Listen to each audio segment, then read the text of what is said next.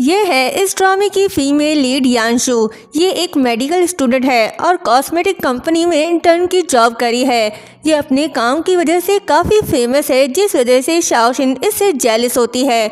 जब यांशु जा रही होती है तो शाओशिन जानबूझकर अपना पैर आगे करती है, जिससे शाओशिन गिर जाती है और उसे स्केलेटन टूट जाता है, जो स्टोर के लिए काफ़ी इम्पोर्टेंट है। शाओशिन कहती है कि यांशु तुम इतनी केयरलेस कैसे हो सकती हो मिस्टर वॉन, ये तो हमारे स्टोर का सिंबल है। यांशु जानती है कि उसकी कोई गलती नहीं। वो उससे कहती है कि मुझे लगता है हमें सीसीटीवी फुटेज चेक करनी चाहिए, उसमें सब देखा जा सकता है। शाओशिन जो करेगा वही भरेगा, अगर मैंने गलती की है तो मैं जिम्मेदारी लूंगी। तभी वहाँ स्टोर मैनेजर और डायरेक्टर सूजन आते हैं। मैनेजर पूछती है कि क्या हो रहा है, फिर मिस्टर वॉन को डैमेज देख पूछती है कि यांशु ये सब किसने किया। उन्हें वहां देख यांशु घबरा जाती है। वो सारा सच नहीं बताती और कहती है कि सॉरी, मैं इसे ठीक कर दूंगी, वरना ओरिजिनल प्राइस के साथ कॉम्पनसेट कर दूंगी। सूजिन कहता है कि कोई बात नहीं, दोबारा असेंबल करोगी तो ठीक हो जाएगा। ये सुन यांशु के साथ सभी शॉक्ड हो जाते हैं। यांशु कहती है कि मुझे स्केलेटन की अच्छी नॉलेज है, क्योंकि मैं मेडिकल स्टूडेंट हूँ। स्टोर खुलने से पहले मैं इसे ठीक कर दूंगी, बिल्कुल भी नुकसान नहीं होगा। सूजिन सभी इंटर्न की तारीफ करके वहाँ से चला जाता है। यांशु मिस्टर वॉन को उठाकर उसे ठीक करने लगती है। कहती है कि देखो मेरी कला को, बस एक पेयर बचा है। तभी वहाँ शाओशिन आती है। कहती है कि तुम लकी हो। यांशु कहती है कि शाओशिन ज़रूरत क्या थी, तुम और मैं एक ही स्कूल के इंटर्न हैं, मुझे परेशान करना, फंसाना क्या तुम्हें ये खुशी देता है। शाओशिन कहती है कि ड्रामा मत करो, इस साल सिर्फ एक ही इंटर्न को परमानेंट जॉब मिलेगी। यांशु ये मत कहो कि तुम्हें ये नहीं चाहिए, मुझे ये जॉब चाहिए, इसके लिए चाहे मुझे कुछ भी करना पड़े। ये बोलकर वो चली जाती है। यांशु गुस्सा है, वो मिस्टर वॉन को ठीक करने लगती है, लेकिन उससे हो नहीं पा रहा। कहती है कि इतना ट्राई करी हूँ लेकिन ये एक पेड़ नहीं लग रहा, ग्लू लगाना पड़ेगा। वो ग्लू लाकर उसे जोड़ने लगती है। काम पूरा करने के बाद वो मिस्टर वॉन को अपनी जगह रख कर चली जाती है। फिर होता ये है कि मिस्टर वॉन इंसान बन जाता है। ये है इस ड्रामे का मेल लीड गू बाय, जो कभी इंसान तो कभी ढांचा बन जाता है। आखिर क्यों, अभी कहानी शुरू हुई है, आगे पता चल जाएगा। गू बाय अपनी इंसानी शक्ल में वापस आ गया, लेकिन उसका पैर ठीक से काम नहीं कर रहा, क्योंकि यांशु ने उसे ग्लू से अटैच जो किया था। वो कहता है कि ये लड़की मुझे लगभग गिरा ही देती। रात को कॉलेज जाना है और नोट्स अरेंज करने हैं, कितनी मुश्किल होगी मेरे लिए। फिर वो मोबाइल में मौसम का हाल चाल देखने लगता है। कहता है कि कल मेरे पुराने दोस्त की बरसी का दिन है, वैसे मौसम भी बारिश वाला होगा, सनलाइट नहीं होगी। चाहे कुछ भी हो, कितना ही रिस्क हो, मुझे उन्हें देखने जाना होगा। लेकिन एक प्रॉब्लम है, गू बाय को सनलाइट से एलर्जी है। अगर थोड़ा सा भी सनलाइट इस पर पड़ा तो ये पिघल जाएगा। तभी उसे अपने प्रोफेसर फ्रेंड की बात याद आती है, जिसने उससे कहा था कि तुम्हारा जिस्म धूप में सामने आते ही जल्द ही गीला हो जाता है। खुद को बचाने के लिए तुम्हें मिस्टर वॉन बनना होगा। अगर तुम खुद को प्रोटेक्ट करना चाहते हो तो ये क्रीम लगा लेना, ये कम से कम कुछ समय तक काम करेगा। फिर क्या, वो क्रीम निकाल कर अपनी बॉडी पर लगा देता है। कहता है कि 3 घंटे, इतना टाइम तो काफ़ी होगा। वो लंगड़ाते हुए चलने लगता है। गू बाय का फ्रेंड यांशु का सीनियर था, जो क्रीम गू बाय यूज़ करता है खुद को प्रोटेक्ट करने के लिए। यांशु और सीनियर साथ में उसे रिसर्च करते थे। यांशु को भी याद था कि आज उनकी डेथ एनिवर्सरी है। वो उसे मिलने आती है। तभी बादल गरजते हैं। इससे पहले कि बारिश शुरू हो जाए, यांशु फ्लावर्स रख कर वहाँ से वापस चली जाती है। उसके जाने के बाद गू बाय वहाँ आता है। उसकी नज़र फ्लावर्स पर पड़ती है। उन्हें उठाकर सोचता है कि ये फूल किसने रखे। वो इधर उधर देखने लगता है, लेकिन वहाँ कोई नहीं होता। तभी तेज बारिश होने की वजह से गू बाय कार में आकर बैठ जाता है। तभी यांशु उस कार को कैब समझकर बैठ जाती है जो उसने बुक किया था। कहती है कि चलो, ये बारिश कितनी तेज हो रही है। उसे देख गू बाय को याद आता है कि ये वही लड़की है जिसने उसकी टांग तोड़ी थी और जोड़ने के लिए ग्लू यूज़ किया था, जिस वजह से उसे लंगड़ा कर चलना पड़ा है। सोचता है कि ये तो वही लड़की है जिसने लगभग मुझे तोड़ कर रख दिया था। अच्छा हुआ, अब मैं इससे बदला ले सकता हूँ। वो कार ड्राइव करने लगता है। यांग में अपना मुखड़ा ठीक करी होती है। तभी उसकी नज़र गुबाई पे पड़ती है तो सोचती है कि वाह, ये ड्राइवर तो काफ़ी हैंडसम है। आज तो मेरी किस्मत कमाल की है, बस रैंडम गाड़ी बुलाई थी और जो ड्राइवर मिला वो भी इतना हैंडसम। वो चुपके से उसकी तस्वीर लेने लगती है। गुबाई उसे देखने लगता है तो यांशु पूछती है कि ड्राइवर भाई, आपकी कार काफ़ी अच्छी है, कहाँ से ली है? तो आगे से गुबाई कहता है कि मैडम, मैं वीचैट में ऐड नहीं करने वाला। गजब बेइज्जती है। यांशु को मैसेज रिसीव होता है कि उसका राइड कैंसिल हो गया। कहती है क्या? मैं जो राइड ले रही थी वो ड्राइवर ने कैंसिल कर दिया। वो समझ जाती है कि ये गलत राइड में बैठी है। वो गुबाई से कहती है कि सॉरी, मैं गलत गाड़ी में बैठ गई हूँ, तुम मुझे यहाँ उतार दो। गुबाई कहता है ठीक है, कोई बात नहीं। यांशु सोचती है हाँ, ये मान गया।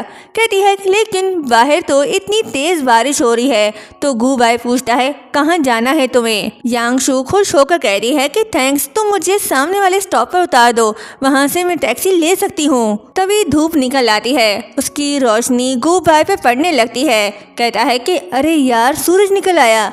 इससे पहले कि ये ढांचा बन जाए, ये कार साइड पर रोकता है और यांशु से कहता है कि बारिश रुक गई है, अब निकलो बाहर। यांशु हैरान तो गुबाई चिल्लाकर कहता है कि सुना नहीं तुमने, गाड़ी से उतरो। वो यांशु को बीच रास्ते पर छोड़कर चला गया। यांशु मुंह बनाकर कहती है कि अजीब इंसान, बिल्कुल भी जेंटलमैन नहीं है। क्या फायदा ऐसी खूबसूरती का जिसके अंदर इंसानियत ही ना हो। गुबाई खुद को क्रीम लगाकर सही टाइम पर ढांचा बनने से रोक लेता है। कहता है ठीक है, बस थोड़ा सा बचा है, पता नहीं और कितनी देर तक इंसान जैसा दिखूंगा। तभी उसकी नज़र यांशु के बैग पे पड़ती है जो उसके कार में भूल गई। कहता है ये तो उस लड़की का बैग है। सच में ये लड़की बहुत परेशान करी है। वो उसके बैग से नंबर ढूंढकर कॉल करके एक जगह बुलाता है ताकि उसका बैग वापस कर सके। यांशु कहती है कि मैं बस अभी पहुंचने वाली हूँ, तुम कहाँ पर हो? गुबाई कह रहा है कि मैं काफ़ी देर से यहाँ हूँ, जल्दी आओ। यांशु पूछती है कि वैसे तुम्हें मेरा नंबर कैसे पता चला? गुबाई कहता है कि तुम्हारे बैग में तुम्हारा इंटर्नशिप कार्ड था जिस पर तुम्हारा नंबर लिखा था। ये बोलकर वो कॉल कट कर देता है। यांशु कहती है कि लड़का बुरा नहीं है। गुबाई यांशु का इंतजार कर रहा होता है। तभी धूप निकल आती है। ये तो अच्छा नहीं हुआ, क्रीम भी खत्म हो गई। गुबाई को पिघलने से पहले ढांचा बनना होगा, सो ये मिस्टर बोन बन गया। यांशु भी वहाँ आ गई, लेकिन गुबाई का अता पता नहीं। कहती है कि मिस्टर हैंडसम, तुम कहाँ हो? यांशु को लग रहा है कि वो उसे बेवकूफ़ बना रहा है। कहती है कि बीच रास्ते पर छोड़ देना काफ़ी नहीं था, अब तुम मुझे बेवकूफ़ बनाने की कोशिश कर रहे हो। वो जाने लगती है, तभी उसकी नज़र मिस्टर वॉन पे पड़ती है। वो डर जाती है। कहती है कि मिस्टर वॉन, और मेरा बैग। वो बैग उठाने लगती है तो उसकी नज़र वॉन के पैर पे पड़ती है जिस पर गोंद लगा होता है। वो घबरा कर कहती है कि मिस्टर वॉन, तुम तो सच में मेरे पीछे ही पड़ गए। मैं एक मेडिकल स्टूडेंट हूँ, तुम्हें क्या लगता है मैं एक हड्डी के ढांचे से डरूंगी? यांशु उसे घर ले आती है। कहती है कि मैंने तो तुम्हें फिक्स कर दिया था, बस पाँव थोड़ा सा रह गया है, फिर क्यों मेरे पीछे पड़ गए हो? तभी उसे मैनेजर की कॉल आती है। वो उसे पूछती है कि स्टोर से मिस्टर वॉन गायब हो गया है, क्या तुम उसे ले गई हो? ये सुन यांशु सोचती है कि ये सब कितना अजीब है। अगर मैं मैनेजर से कहूँगी कि मिस्टर वॉन खुद चलकर मेरे पास आया तो वो मुझे पागल समझेगी, मेरी बात पर यकीन नहीं करेगी। फिर कहती है कि हाँ, मैं मिस्टर वॉन को ठीक करने के लिए अपने साथ ले आई हूँ, फिक्र मत करें, कल जरूर स्टोर ले आऊंगी। मैनेजर कहती है कि अगली बार पहले बता देना। आधी रात को यांशु के सोने के बाद गुबाई अपने इंसानी रूप में लौट आया। वो घर को देख कहता है कि इस छोटी मुसीबत का घर काफ़ी कोजी है। वो वापस जाने लगता है, तभी उसकी नज़र फोटो फ्रेम पे पड़ती है जिसे देख वो समझ जाता है कि यांशु सेमेट्री क्यों आई थी। यांशु और प्रोफेसर सॉन्ग वेंग फ्रेंड्स थे। यांशु ने ही उनके ग्रेवयार्ड पर फ्लावर्स रखे थे। वहीं पास कुछ डॉक्यूमेंट्स भी रखे होते हैं जिन्हें वो देखने लगता है और सोचता है कि सॉन्ग वेंग के प्रोजेक्ट के लिए लगता है अब और रिसर्च मटेरियल मिल गया है। तभी यांशु उठ जाती है। वो रूम से बाहर आ रही होती है। गुबाई घबरा जाता है। इससे पहले कि यांशु इसे देखे, ये खुद को सोफे पर फेंककर मिस्टर वॉन बन जाता है। इसके हाथ में रिसर्च डॉक्यूमेंट्स भी थे जो जमीन पर गिर जाते हैं। यांशु मिस्टर वॉन को सोफे पर देख डर जाती है क्योंकि इसने तो इसे टेबल पर लेटा दिया था। फिर रिसर्च डॉक्यूमेंट्स को जमीन पर बिखरा पड़ा देख कहती है कि ये तो मेरे फेवरेट सीनियर का रिसर्च डेटा है। क्या ये तुमने किया? ये वाइट हड्डी वाली भूतनी सच में बदला लेने वाली है। अब देखो मैं तुम्हें कैसे ठीक करती हूँ। वो नेल फाइल उठाकर उसके पैर को ठीक करने लगती है। अब इसे क्या पता कि इस वोन के अंदर एक इंसान है। वो बड़े गुस्से से उसे रगड़ने लगती है, जिससे गू बाय को पेन होने लगता है। कहता है कि जरा धीरे से, ये मेरा पैर है। के पैर को ठीक करने के बाद यांशु कहती है कि अब ये ठीक है, कोई निशान नहीं दिख रहा, काफी बेहतर लग रहा है। उसके जाने के बाद गू बाय फिर से इंसान बन जाता है। अब उसका पैर पहले से ठीक हो चुका है। कहता है कि शुक्र है, मैं रात को कभी भी अपने आप को बदल सकता हूँ, नहीं तो समझाना मुश्किल हो जाता। फिर वो रिसर्च डॉक्यूमेंट्स को देखने लगता है। कहता है कि ये वही रिसर्च डॉक्यूमेंट्स हैं जो मुझे चाहिए थे। समझ गया, ये वही टैलेंटेड जूनियर है जिसका जिक्र सॉन्ग वैंग अक्सर करता था। चलो अब चलना चाहिए। नेक्स्ट मॉर्निंग जब यांशु रेडी होकर स्टोर जाने लगती है तो देखती है कि मिस्टर वॉन घर पर नहीं है। वो सोचती है कि मिस्टर वॉन फिर से गायब हो गए। क्या मेरा दिमाग हिल गया है? क्या कल रात में उसे घर नहीं ले आई? वो इस बारे में सोचने लगती है। तभी उसकी नज़र घड़ी में पड़ती है। वो लेट हो रही है, उसे जल्दी स्टोर जाना होगा। वो स्टोर पहुंच गई, लेकिन वहाँ मिस्टर वॉन को देख हैरान रह गई। कहती है कि ये सब क्या हो रहा है? मुझे कुछ समझ नहीं आ रहा। क्या मैंने सच में कोई भूत देख लिया? सब खत्म हो गया, ये सच में अजीब है। तभी मैनेजर कहती है कि हाँ, लगता है तुमने सच में भूत देख लिया, तुम लेट हो गई हो, ऊपर से मिस्टर वॉन को भी कुरियर के जरिए यहाँ भेज दिया। कितनी फजूल बात है। यांशु को लग रहा है कि मिस्टर वॉन सच में भूत है। वो उसके पास जाकर हाथ जोड़कर माफी मांगने लगती है। कहती है कि वॉन सर, मैंने जानबूझकर तुम्हें नहीं तोड़ा, प्लीज मेरा पीछा करना छोड़ दो, मुझे परेशान मत करो। वहीं शाओशिन अपनी फ्रेंड को बताने लगती है कि क्या तुमने सुना, कल रात प्रोफेसर गू बाय कॉलेज में लेक्चर देने वाले हैं। फ्रेंड कहती है कि गू प्रोफेसर काफी मिस्टीरियस हैं। वो सिर्फ रात में ही लेक्चर्स देते हैं और उनके लुक्स किसी सुपरस्टार से कम नहीं। यांशु गुड लुकिंग प्रोफेसर के बारे में सुन एक्साइटेड होकर कहती है कि वाओ, हैंडसम प्रोफेसर। आधी रात को सभी स्टूडेंट लेक्चर अटेंड करने पहुंच जाते हैं। यांशु प्रोफेसर के बारे में सोच कहती है कि वो कितना हैंडसम होगा। तभी गू बाय आता है। सबके सब उसे देख पागल, वाओ कितना हैंडसम है। यांशु उसे देख अपनी आंखें मसलने लगती है। कहीं तो देखा है इसे, अरे ये तो वही है ड्राइवर। गू बाय उसे देखने लगता है, फिर लेक्चर स्टार्ट कर देता है। यांशु उसकी खूबसूरती पर थोड़ी फिदा होती है। सोचती है कि वाओ, पहली बार इतना हैंडसम प्रोफेसर से लेक्चर सुन रही हूँ, मज़ा आ गया। लेकिन ये वही है जो मुझे बीच रास्ते में कार से उतार कर चला गया था। हैंडसम होने का क्या फायदा। तभी गू बाय उसे देखने लगता है। यांशु भी उसे देख रही होती है। क्लास हुई खत्म, सभी लड़कियां गू बाय की तस्वीरें ले रही होती हैं। तभी गू बाय यांशु के पास आकर पूछता है कि क्या तुम्हारा नाम यांशु है? यांशु घबरा कर हाँ कहती है तो गू बाय कहता है कि मेरे साथ चलो। ये बोलकर वो चला गया। यांशु भी हैरान है कि प्रोफेसर गू को मुझसे क्या काम है। वहीं शाओशिन भी होती है। वो ये सब देखकर बहुत ज्यादा जेलस हो जाती है। गू बाय उसे लैब ले आता है। यांशु थोड़ी परेशान है, पूछती है कि प्रोफेसर गू, आप मुझे यहाँ क्यों ले आए? गू बाय कहता है कि मुझे तुम्हारे रिसर्च प्रोजेक्ट में काफ़ी इंटरेस्ट है।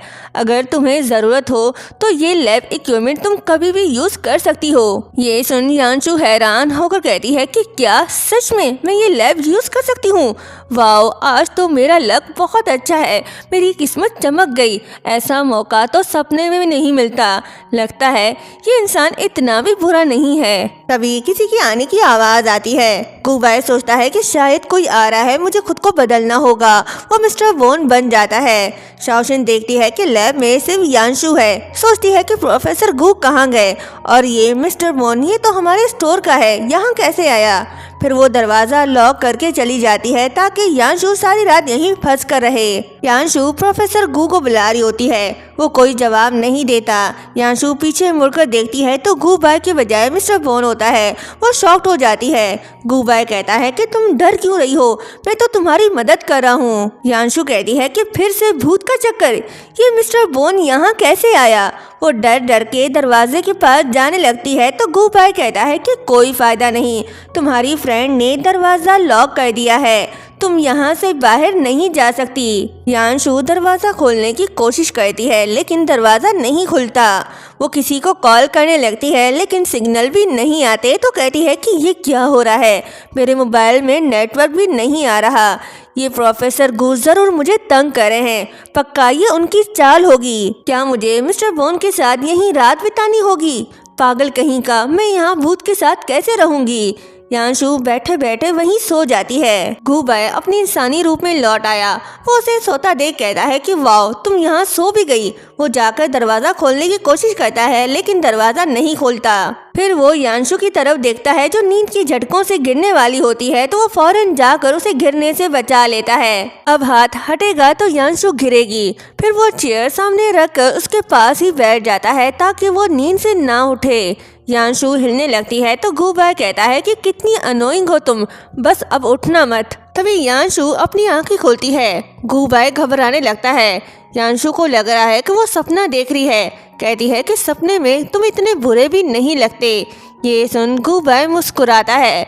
यांशु कहती है कि तुम सच में बहुत अच्छी दिखते हो। ये बोलकर वो सो जाती है। गूबाय कहता है कि मेरे ये हड्डी वाले शरीर को तुम फिर से घर मत ले जाना। दोनों सारी रात तक वहीं फंसे होते हैं। सुबह हो गई, सूरज निकल आया। गूबाय भी मिस्टर बोन बन गया। तभी टीचर आकर दरवाजा खोलते हैं। यांशु उठ जाती है। वो टाइम देखती है तो कहती है कि गई काम से, फिर से काम के लिए लेट हो जाएगा।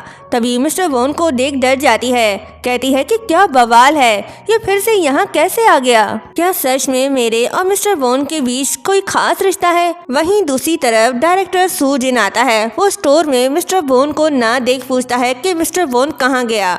मैनेजर बताती है कि एक इंटर्न ले गई है, वो अभी आती ही होगी। तभी शाओ शिन उन्हें वीडियो दिखाती है जो उसने यांशु को लॉक करने के बाद रिकॉर्ड किया था। कहती है कि डायरेक्टर सू, मैं किसी के पीठ पीछे बात नहीं करना चाहती, लेकिन यांशु सच में हद पार करी है।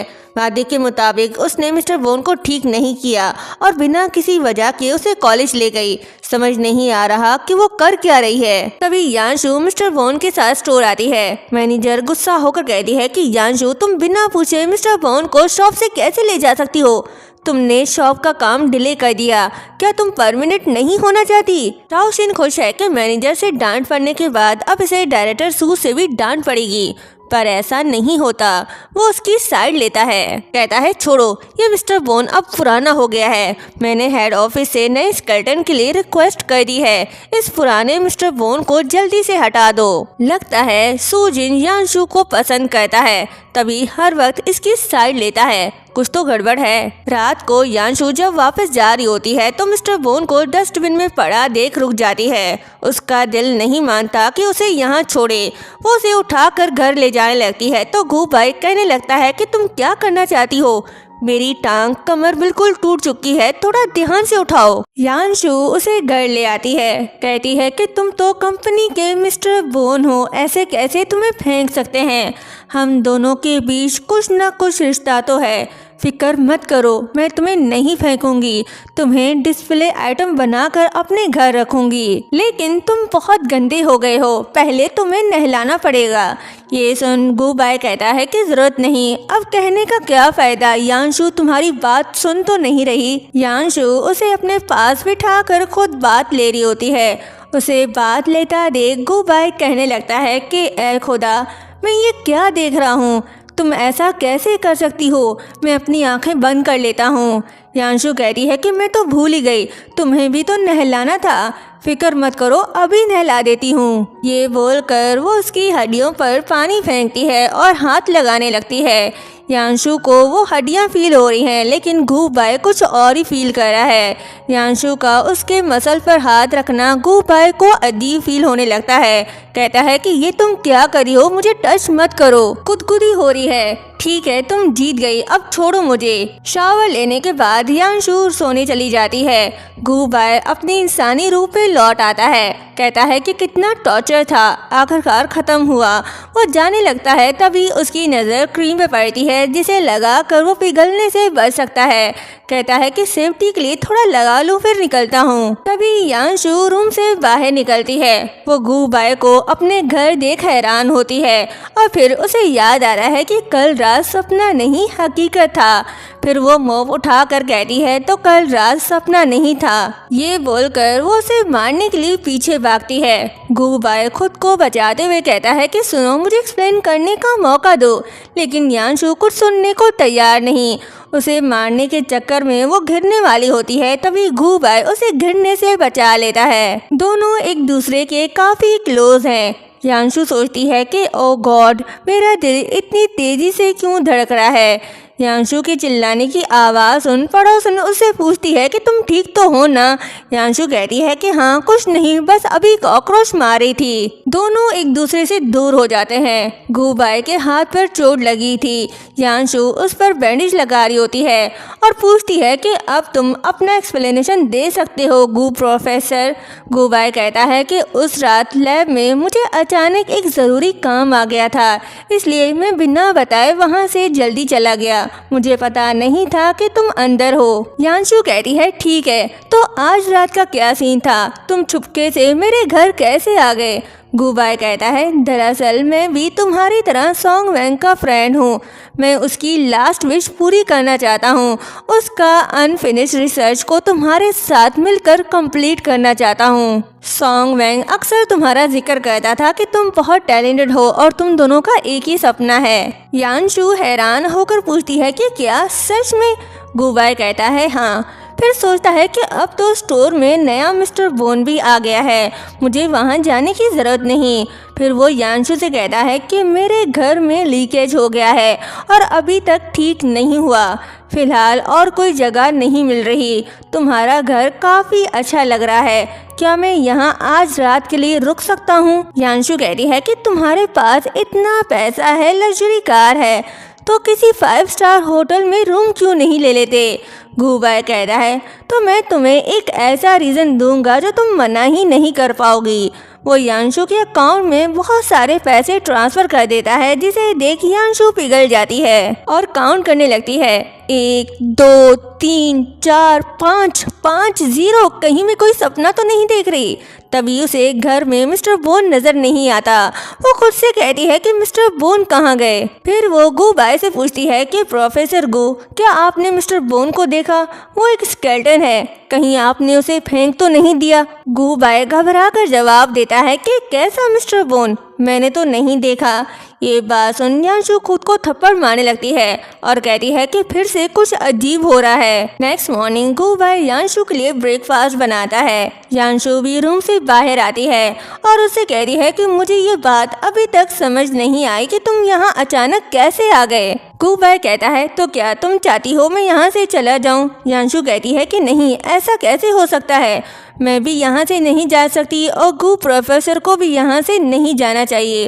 वैसे जो तुमने बनाया है उसकी खुशबू तो बड़ी अच्छी आ रही है। गू बाय कहता है कि ज़्यादा खुश मत हो, सब ऑनलाइन मंगवाया है, पहले ब्रश कर लो फिर खा लेना। यांशु के जाने के बाद गू बाय मुस्कुराने लगता है। नेक्स्ट सीन में यांशु सड़क किनारे खड़ी होकर कैब का वेट कर रही होती है। कहती है कि कैब अभी तक क्यों नहीं आया, मैं क्लास के लिए लेट हो जाऊंगी। तभी वहाँ एक कार आकर रुकती है।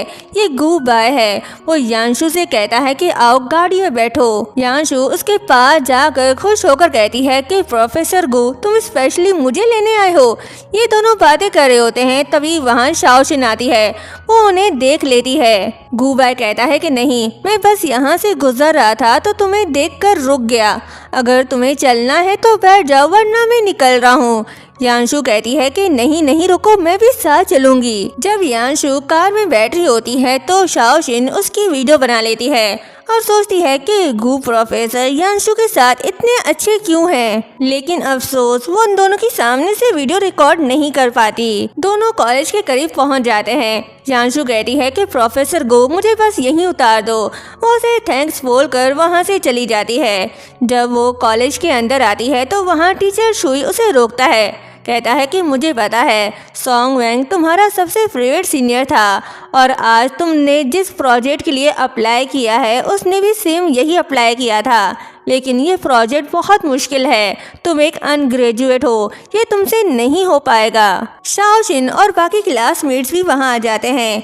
यांशु टीचर शुई से कहती है कि मैं अपनी पूरी कोशिश करूंगी, लेकिन टीचर शुई उसकी बात काटते हुए कहता है कि कॉलेज लैब का बजट वैसे भी टाइट है, अगर तुमने प्रोजेक्ट नहीं बदला तो तुम ग्रेजुएट नहीं हो पाओगी, अच्छे से सोच लो। ये सुन यांशु थोड़ी सैड होती है। तभी शाओशिन कहती है कि यांशु तुम्हें अपने आप को इतना फोर्स नहीं करना चाहिए, शॉप का काम तुमने ऑलरेडी बिगाड़ दिया है और परमानेंट होना भी मुश्किल लग रहा है, अगर तुम ग्रेजुएट नहीं हो पाई तो फ्यूचर में जॉब कैसे मिलेगा तुम्हें, बेहतर होगा कि तुम प्रोजेक्ट बदलने का सोच लो। टीचर शुई भी यांशु से यही कहता है कि तुम्हें जल्दी से टॉपिक चेंज कर लेना चाहिए। इससे पहले यांशु उनसे कुछ कहती तभी पीछे से गू बाई की आवाज आती है जो कहता है कि वो अपने प्रोजेक्ट को नहीं बदलेगी। ये सुन वहाँ पर खड़े सभी लोग शॉक्ड हो जाते हैं। टीचर शुई गुस्सा होते हुए कहते हैं कि प्रोफेसर गू, यांशु मेरी स्टूडेंट है, ये तुम्हारा एरिया नहीं है। गू बाई जवाब देता है कि मैं पूरे प्रोजेक्ट का रिसर्च फंडिंग स्पॉन्सर करूंगा, क्या अब मुझे राइट्स हैं? फिर कहता है कि अगर टीचर शुई को लगता है कि मेरी जजमेंट गलत है तो मैं लैब की स्पॉन्सरशिप भी इंक्रीज कर दूंगा। ये सुन टीचर शुई घबरा जाते हैं और अपना फैसला बदल कर कहते हैं कि प्रोफेसर गो, आप ऐसा मत कहें, आप बेफिक्र रहें, मैं पूरी तरह से यांशु को सपोर्ट करूंगा। फिर यांशु से कहता है कि तुम्हें अपना बेस्ट देना होगा, मुझे तुम पर पूरा भरोसा है। ये सारी बातें शाओशिन को पसंद नहीं आती, इसकी जेलेसी और ज्यादा बढ़ती जा रही है। यांशु टीचर शुई से कहती है कि मैं अपनी पूरी कोशिश करूंगी। टीचर शुई और बाकी सब वहां से चले जाते हैं, जिसके बाद यांशु सोचती है कि प्रोफेसर गू मेरी हेल्प क्यों कर रहे हैं, क्या वो भी सच में सॉन्ग वैंग का सपना पूरा करना चाहते हैं? गू बाई इसकी सोच पर ब्रेक लगाकर कहता है कि चलो। यांशु घबरा कर पूछती है कहाँ? गू बाई कहता है कि लैब, और कहाँ? नेक्स्ट सीन में यांशु अपना काम कर रही होती है तो गू बाई उसके पास आकर उसकी हेल्प करने लगता है। उसे अपने क्लोज देख यांशु की दिल की धड़कनें तेज होती हैं। सोचती है कि मेरा दिल इतनी तेजी से क्यों धड़क रहा है। जब गू बाई उसे देखने लगता है तो वो अपने काम में लग जाती है। ये दोनों अपनी रिसर्च में बिजी होते हैं तो शाओशिन जल कर काली हो रही होती है। वो दोनों को देख काफी जेलस हो रही होती है। यांशु हार्ड वर्क कर रही होती है, ये देख गू बाई काफी इम्प्रेस होता है। काम करते करते रात हो जाती है। यांशु वहीं सो जाती है। गू बाई उसके ऊपर अपना कोट ओढ़ देता है। फिर उसकी नज़र रिसर्च फाइल पे पड़ती है तो गू बाई खुश हो जाता है और कहता है कि थैंक यू यांशु, लेकिन मैं आधा इंसान और आधा स्केलेटन हूँ, मैं ज़्यादा देर तक ह्यूमन फॉर्म में नहीं रह सकता। गू बाई भी वहीं सो जाता है। नेक्स्ट मॉर्निंग जब यांशु उठती है तो वो गू बाई को प्यार से देखने लगती है। गू बाई भी उठ जाता है, कहता है कि चलो ब्रेकफास्ट करने चलते हैं। फिर जब वो देखता है कि सूरज निकल आया तो यांशु से कहता है कि तुम खुद चली जाओ, सुबह हो चुकी है, मैं नहीं चल सकता। ये सुन यांशु सैड हो जाती है और वहाँ से चली जाती है। गू बाई मन ही मन उससे सॉरी कहता है। दूसरी तरफ शाओशिन की जेलेसी एक नया मोड़ ले लेती है। वो यांशु के बारे में ग्रुप में पोस्ट करती है और कहती है कि यांशु, तुम्हें लड़कों को फंसाना और उनके जरिए पोजीशन बढ़ाने में मजा आता है ना? ठीक है, अब मैं तुम्हारा ये टैलेंट सबको दिखाऊंगी। नेक्स्ट डे गू बाई यांशु को अपने घर ले आता है। यांशु उसके घर को देख काफी शॉक्ड होती है, कहती है कि तुम्हारा घर तो काफी बड़ा है, मैंने पहले कभी भी इतने लग्जरी घर का किचन यूज नहीं किया। मैं तुम्हारे लिए खाना बनाऊंगी, लेकिन तुम्हें मेरी हेल्प करनी होगी। जिस पर गू बाई हाँ कहता है। यांशु ने ढेर सारा खाना बना लिया। वो गू बाई से कहती है कि स्टूडेंट गू, क्या आप खाना पसंद करोगे? गू बाई कहता है कि टीचर, तुमने तो बहुत मेहनत की है। फिर वो दोनों खाना खाते हैं। गू बाई कहता है कि इतना भी बुरा नहीं है, तो यांशु मुंह बनाकर कहती है कि बस अच्छा है। जिस पर गू बाई कहता है कि नहीं, बहुत मज़ेदार है। यांशु खुश हो जाती है। गू बाई यांशु को देखकर सोचता है कि मुझे कभी खाने की इतनी ज़रूरत नहीं पड़ी, लेकिन तुम्हारा खाना मुझे भूख फील करवा रहा है और ये मैंने काफ़ी टाइम बाद फील किया है। डिनर करने के बाद गू बाई साफ सफाई कर रहा होता है। ये देख यांशु कहती है कि तुम कुक तो नहीं कर सकते लेकिन सफाई अच्छे से कर लेते हो। गुबाई कहता है कि अगर फ्यूचर में तुम मेरे लिए कुक करोगी तो मैं तुम्हारे घर का काम कर लिया करूँगा। ये सुन वो इमेजिन करती है कि वो काम करी है और गुबाई साफ सफाई करते हुए उसके क्लोज आता है। ये सोच वो काफी शाय बिहेव करती है। गुबाई भी उसे देख कंफ्यूज है कि इसे क्या हो गया। यांशु की फ्रेंड वे उसे मिलने आती है। वो यांशु से कहती है कि अगर तुम दोनों एक दूसरे को लाइक करते हो तो एक दूसरे से कन्फेस क्यों नहीं कर लेते। यांशु कहती है कि गुबाई एक लड़का है इसलिए उसे पहल करनी चाहिए।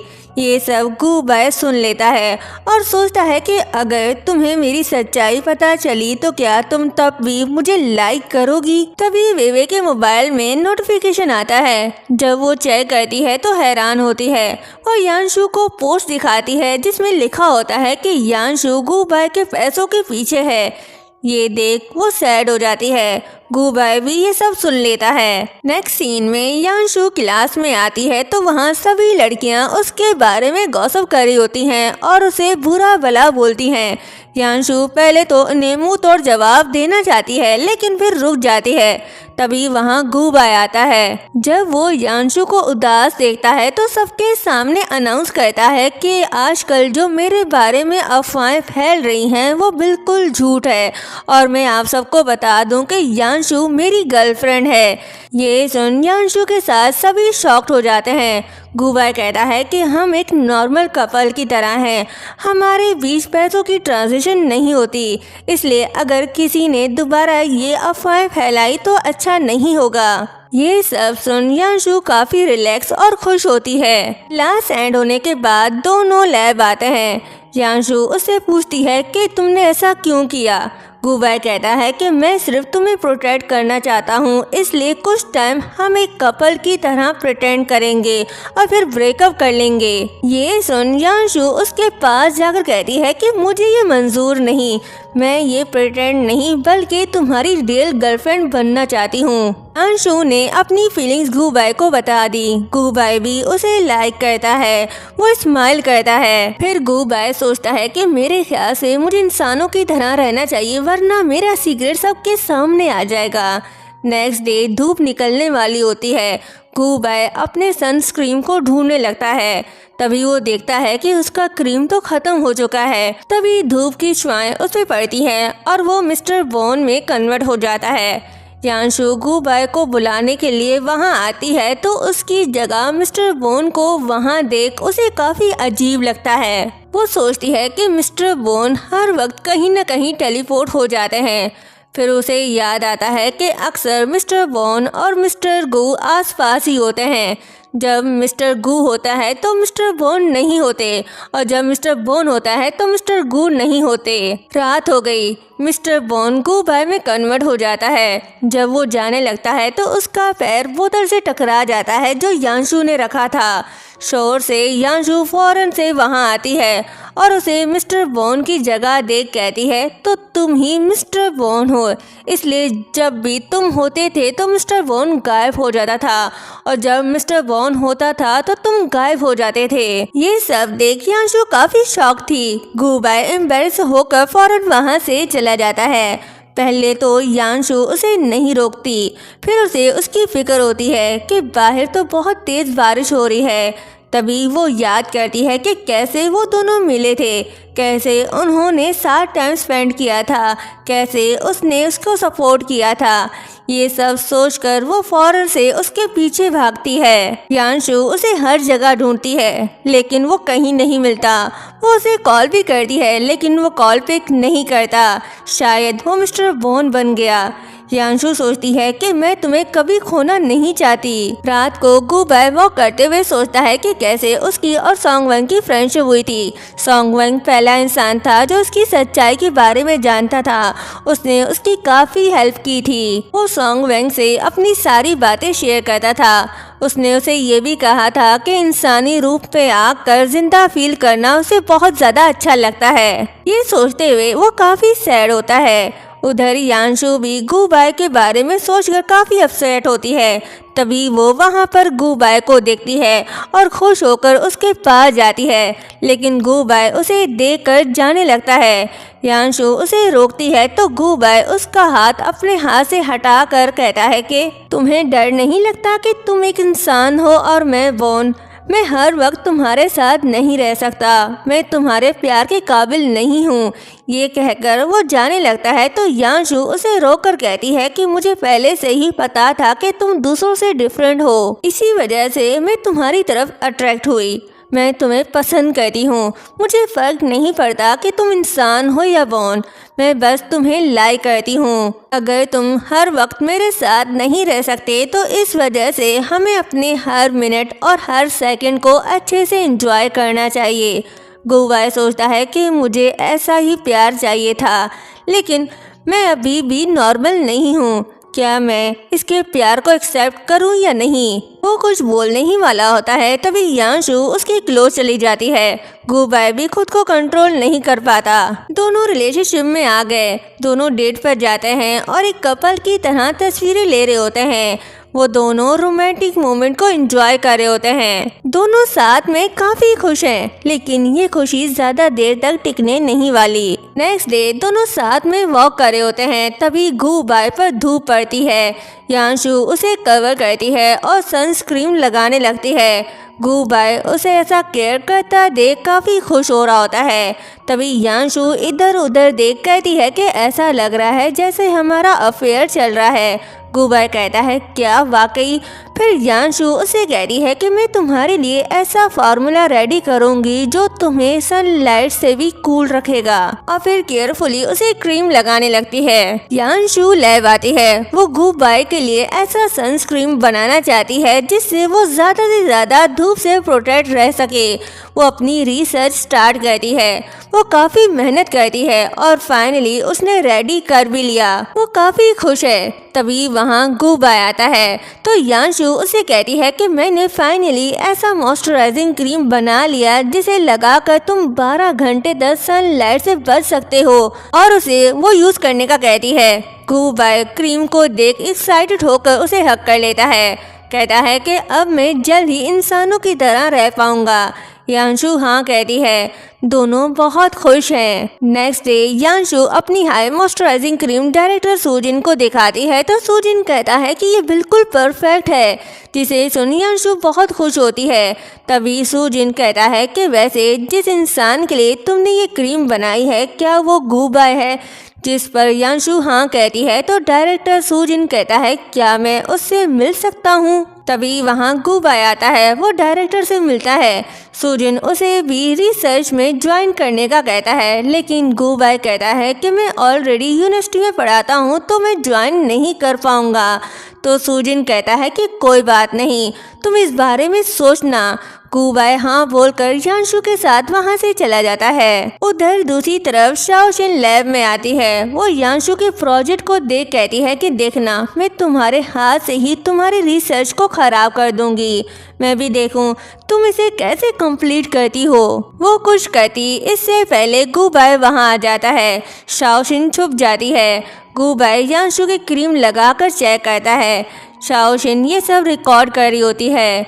गुबाई यांशु की रिपोर्ट देख कहता है कि अब मैं ज़्यादा टाइम तक इंसान रह पाऊँगा और मैं और यांशु ज़्यादा देर तक टाइम स्पेंड कर पाएंगे।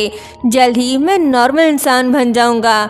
फिर मैं और यांशु साथ में एंजॉय करेंगे। फिर मैं वो सब कर सकता हूँ जो मैं करना चाहता हूँ। सॉन्ग वैंग तुम्हारा प्रोजेक्ट फाइनली कंप्लीट होने वाला है। ये सब सुन शाओशिन सोचती है कि ये तो काफ़ी इंटरेस्टिंग है।